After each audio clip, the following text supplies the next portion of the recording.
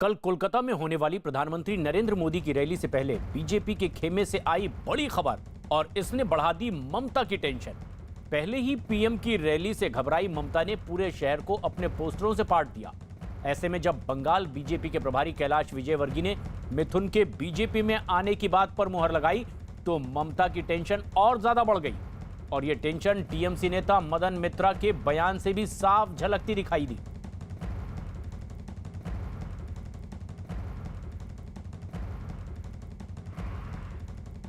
और इस वक्त कोलकाता में मौजूद हैं हमारे सहयोगी अरुण सिंह, इस वक्त हमसे सीधे जुड़ रहे हैं। अरुण, अब जबकि मिथुन चक्रवर्ती बीजेपी में शामिल होंगे इस बात पर मुहर लगा दी है कैलाश विजयवर्गीय ने, कितनी बड़ी परेशानी जो उनके नेताओं के बयान से झलक भी रही है अब टीएमसी के लिए।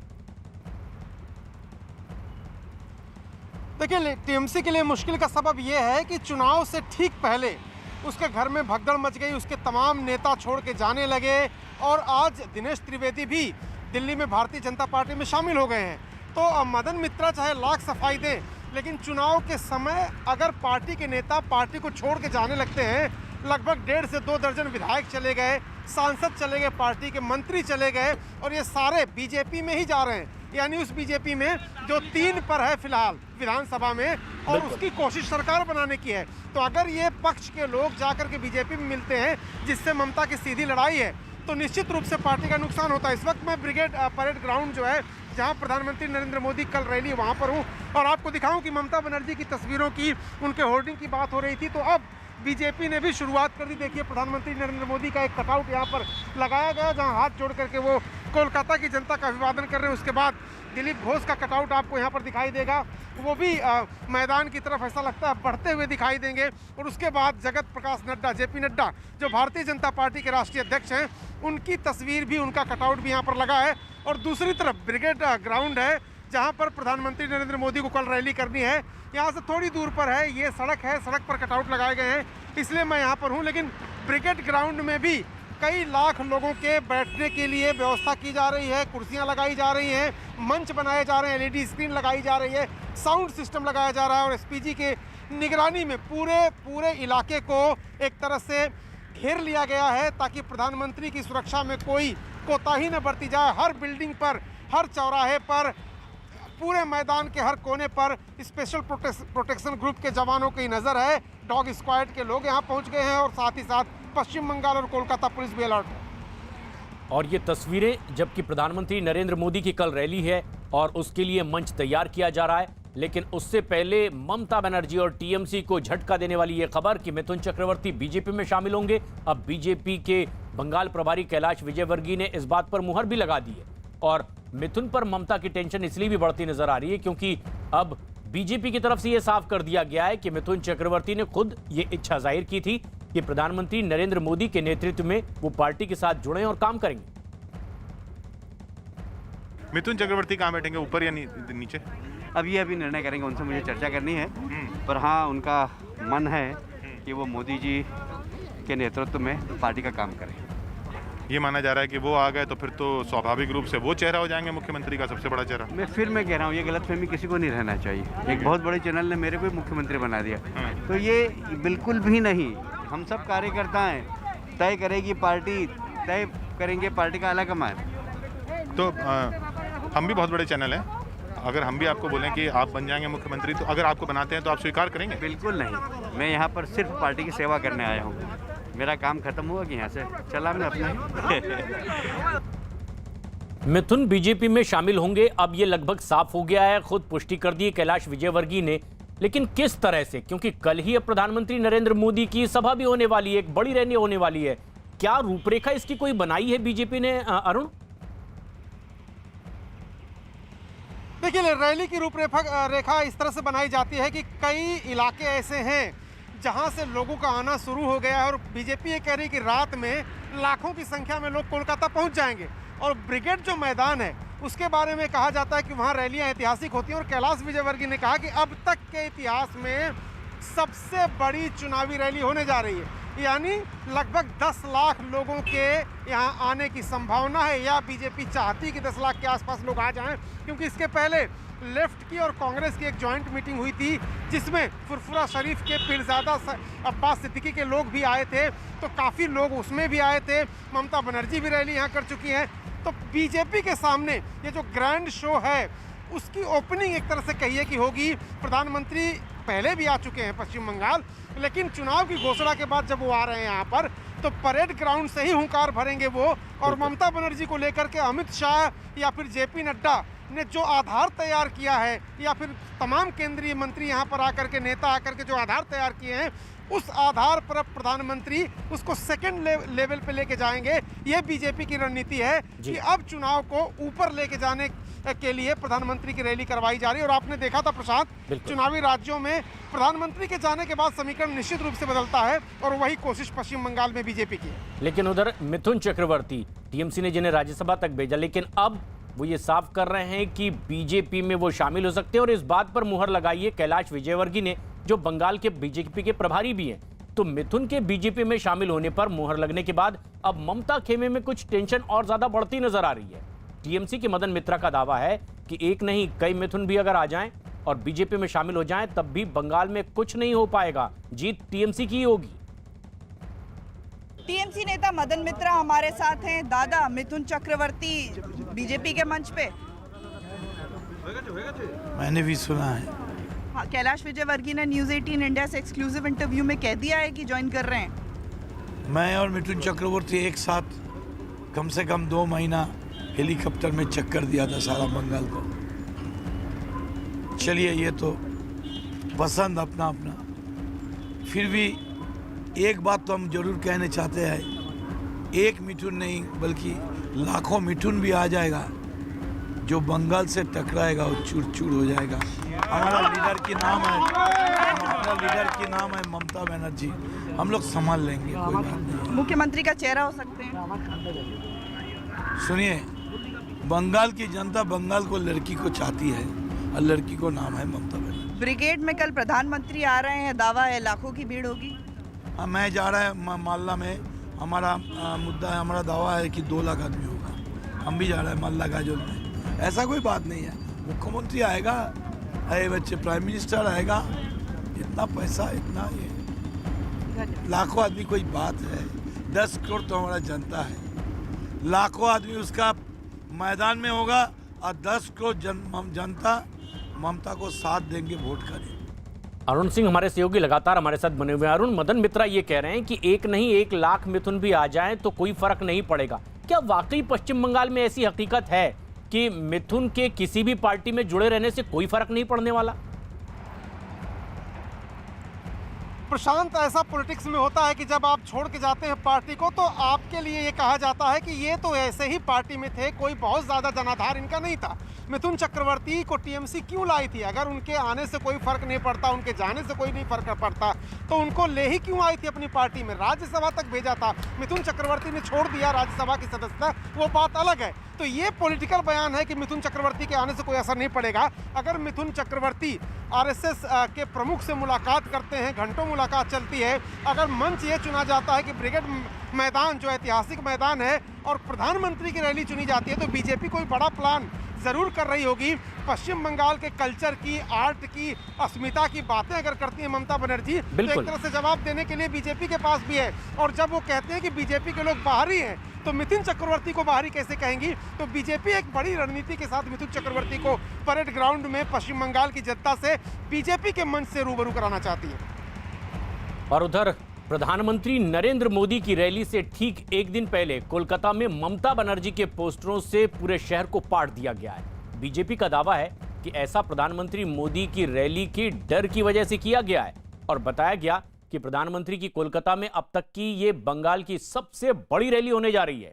बीजेपी इसी तरह से टीएमसी के आक्रामक प्रचार अभियान को अब ममता की घबराहट से भी जोड़कर देख रही है।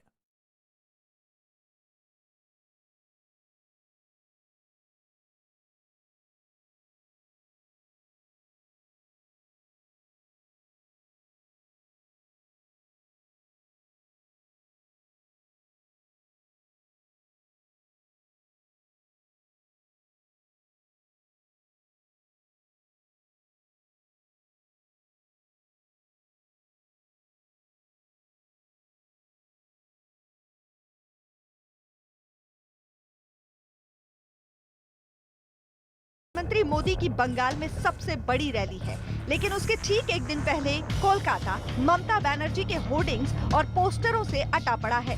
इतने पोस्टर, इतने होर्डिंग्स की गिनती खत्म न हो। मिशन 200 प्लस के अभियान को लेकर बंगाल में जुटी बीजेपी ने तमाम विरोधी दलों की धुकधुकी बढ़ा रखी हो या ना हो, लेकिन उसके बढ़ते जनाधार ने बंगाल की सत्ताधारी पार्टी को भी आक्रामक पोस्टरबाजी और नई तरह की चुनावी रणनीति बनाने के लिए मजबूर तो जरूर कर दिया है। उसकी ही बानगी हैं ये तस्वीरें, ये पोस्टर, ये होर्डिंग और ये नारे। जहाँ तक आपकी निगाह जाएगी आपको मुख्यमंत्री ममता बनर्जी की मुस्कुराती हुई ये तस्वीर और बांग्ला निजेर में के ही चाय, यानी कि बंगाल सिर्फ अपनी बेटी को ही चाहता है, ये लिखे हुए पोस्टर ही नजर आएंगे। एक तरफ ब्रिगेड की तैयारी, जहां प्रधानमंत्री नरेंद्र मोदी रविवार को अपनी हुकार भरने वाले हैं, तो दूसरी तरफ कोलकाता शहर पूरी तरह बांग्ला निजेर में के ही चाय के पोस्टरों से पट चुका है। कोलकाता में सड़क, गली, चौक चौराहों से लेकर हर जगह नजर आने वाले ममता के चेहरे वाले पोस्टर और होर्डिंग की टाइमिंग खास है। चूँकि ये पोस्टर प्रधानमंत्री की रैली से एक दिन पहले पूरे महानगर में रातों रात लग गए, इसलिए बीजेपी इसे पीएम मोदी की रैली से डरी टीएमसी के पोस्टर बता रही है। इन पोस्टरों में अब तक दीदी पुकारी जाने वाली ममता अचानक बंगाल की बेटी के रूप में प्रचारित की जा रही हैं। तो क्या वाकई ये पीएम मोदी की रैली से घबराहट का नतीजा है?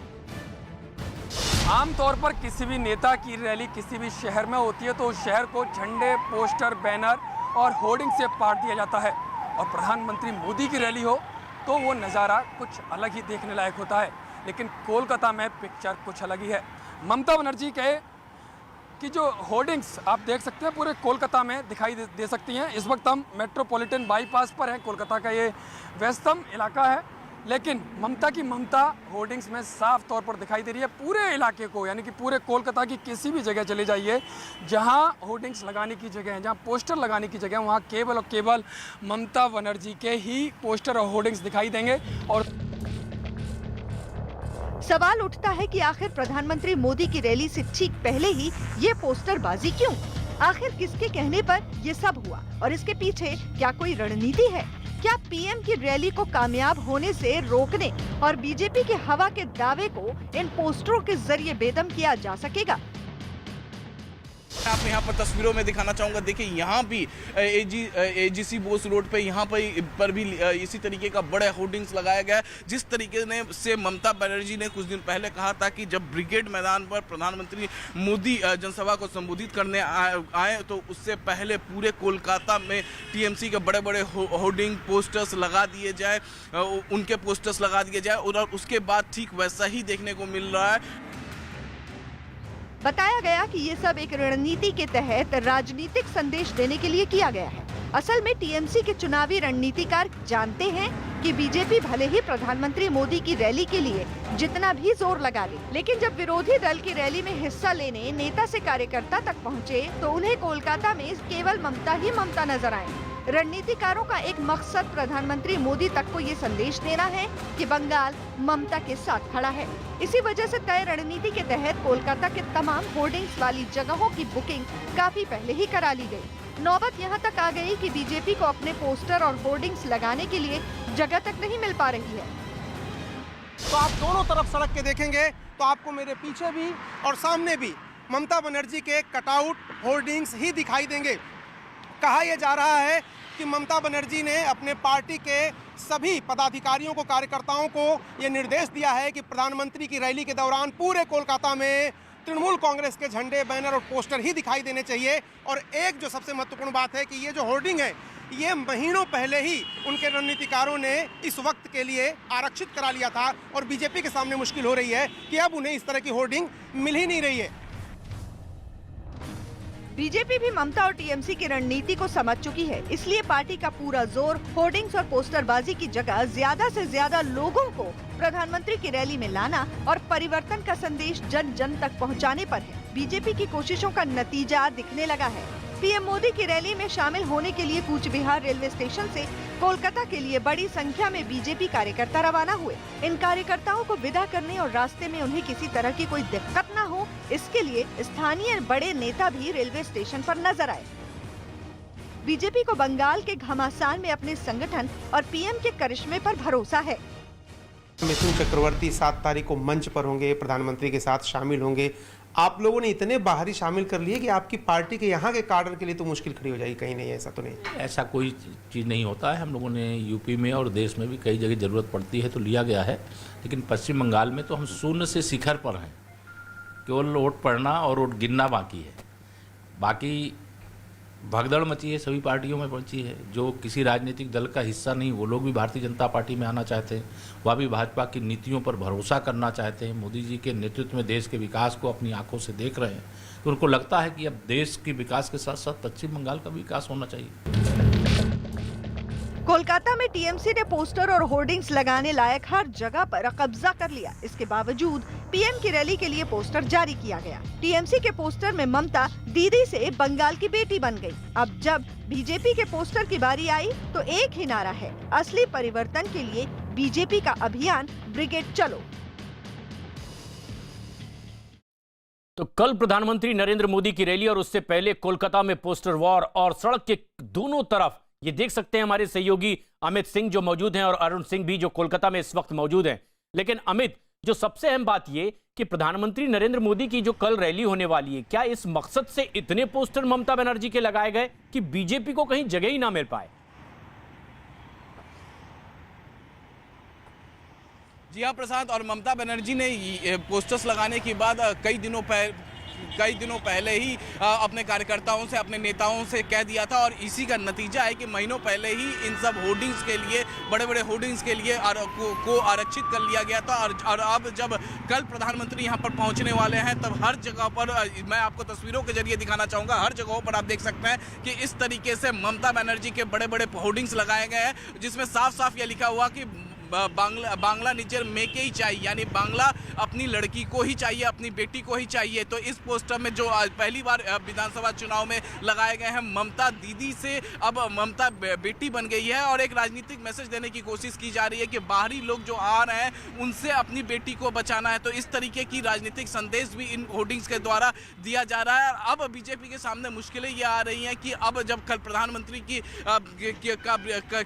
ब्रिगेड में संबोधन होने वाला, तो ऐसे समय में बीजेपी के नेताओं को, कार्यकर्ताओं को इस तरीके के होर्डिंग लगाने का कहीं पर जगह नहीं मिल रहा है। इस वजह से अब बीजेपी चाह रही है कि ज्यादा से ज्यादा कार्यकर्ता यहां पर पहुंचे, ताकि जो मैसेज है परिवर्तन का, वो परिवर्तन का मैसेज वो दे पाए। जी, तो अपने अपने भाषणों के अलावा पोस्टर वॉल भी चढ़ा हुआ है। लेकिन अरुण, जो बड़ा सवाल है वो ये कि क्या एक तरह से साइकोलॉजिकल वॉर खेलने की कोशिश है, प्रेशर बनाने की कोशिश है, ये जताने की कोशिश है कि आप प्रधानमंत्री जरूर हैं, लेकिन पश्चिम बंगाल में इस जमीन से आसमां तक मैं ही मैं हूं? पोस्टर क्या यही दिखाने, जताने के लिए लगाए गए?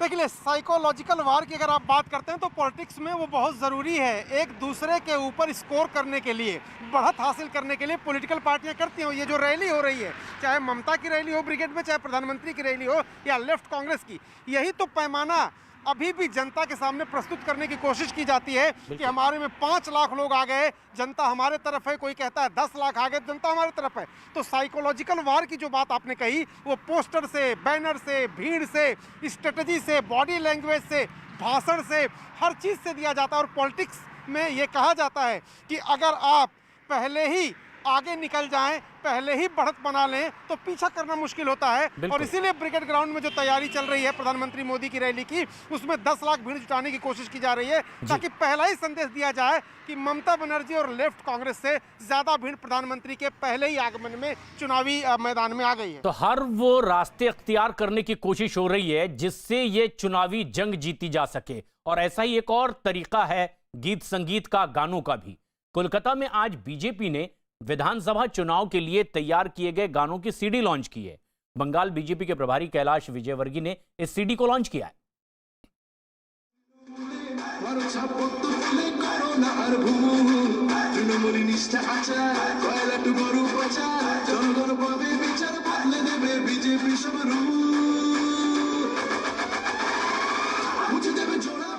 मैं तो सुनने आया हूँ, और निश्चित रूप से म्यूजिक एक माध्यम होता है व्यक्ति के अंतःकरण में पहुंचने का, और हो सकता है कि यह गीत इतना लोकप्रिय हो कि लोगों के अंतःकरण में पहुंचे और एक परिवर्तन का जो माहौल बना है उसमें अपनी मोहर लगाएं। मेरी शुभकामनाएं बहुत बहुत। लेकिन टीएमसी नेता और पूर्व रेल मंत्री दिनेश त्रिवेदी आज बीजेपी में आधिकारिक तौर पर शामिल भी हो गए।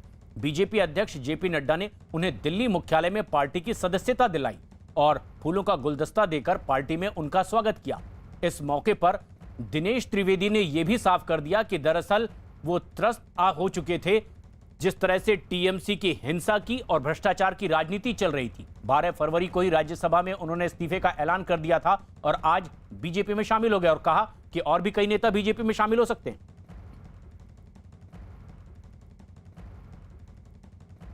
मुझे बहुत खुशी हो रही है कि दिनेश त्रिवेदी जी को भारतीय जनता पार्टी में हम शामिल कर रहे हैं और उन्होंने इच्छा जाहिर की कि वो भारतीय जनता पार्टी के सदस्य के रूप में देश की सेवा आदरणीय नरेंद्र मोदी जी के नेतृत्व में करना चाहते हैं।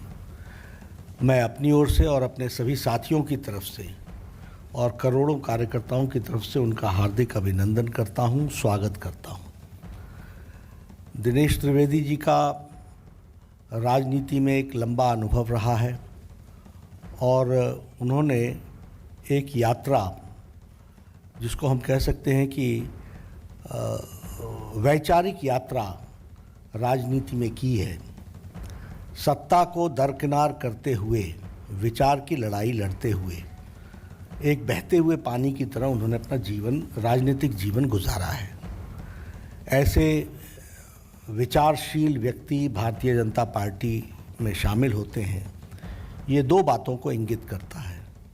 एक तो उस बहते हुए पानी की तरह विचार में भी उन्होंने भारतीय जनता पार्टी के साथ अपने आप को समावेश किया है और दूसरा कि भारतीय जनता पार्टी में ही ये ताकत है कि सभी विचारशील लोगों को अपने साथ समा करके देश की सेवा में लगा सके, ये इसमें से दिखने को मिलता है। खुद संसद में इस्तीफे का ऐलान कर चुके थे दिनेश त्रिवेदी, देश के रेल मंत्री भी रहे, लेकिन आज जब वो बीजेपी में शामिल हुए उन्होंने इसकी वजह भी बताई और कहा कि वो तंग आ चुके थे जिस तरह से टीएमसी के भीतर लगातार मारपीट की और पैसे वसूली, भ्रष्टाचार और हिंसा की राजनीति हो रही थी। इसके साथ साथ कई और नेता हैं जो इसी तरह से पार्टी छोड़ना चाहते हैं। इस वक्त हमारे साथ मौजूद है दिनेश त्रिवेदी जी, उनसे बात करते हैं। सर, अभी आप बीजेपी में हैं, आधिकारिक तौर पर अब आप जनता के सामने जाएंगे, अभी तक आप किसी पार्टी में नहीं, किस तरीके से क्या फोकस होगा आपका कैंपेन में? कैसे लोगों को बताएंगे कि चीज़ें जो है वो सही नहीं हुई? नहीं, फोकस होता है जनता का।